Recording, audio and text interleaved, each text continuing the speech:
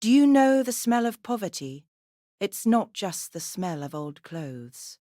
It's the smell of cheap laundry detergent, the one my mother used to wash away her hopelessness. I was born in Ohio, in a town choked by the smoke from the steel mills. In the winter, our apartment was so cold that we slept in our clothes, and the wind from the cracks in the windows whispered to me, "You're stuck here forever." I wore my sister's dresses, but even then I had a needle in my hand.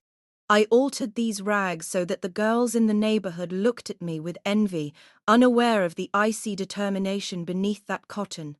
I was 12 when I huddled in the corner of the kitchen and listened to the debt collectors snarl at my mother.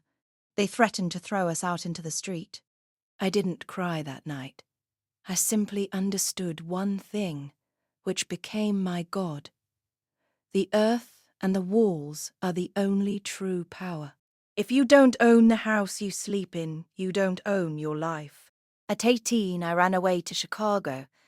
I didn't have the money for an Ivy League education, but I had legs that never tired. During the day, I delivered orders at a roadside diner, wiping sticky tables, and in the evenings, I ran to college.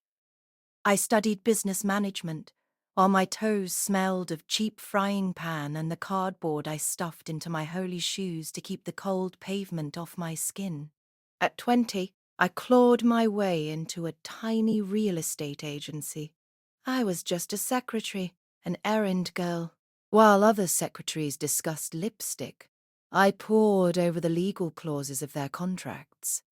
I learned to close deals simply by listening to seasoned sharks squeezing clients behind the wall.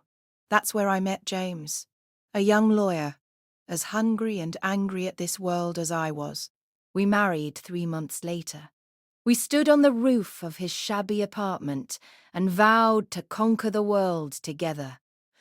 We were a team, or so I wanted to think. I loved him, but I loved even more the power I was beginning to feel in my arms. And when life presented me with a choice, remain a faithful wife or become the owner of an empire, I chose the latter. You ask, was it worth it? Look at this city behind me.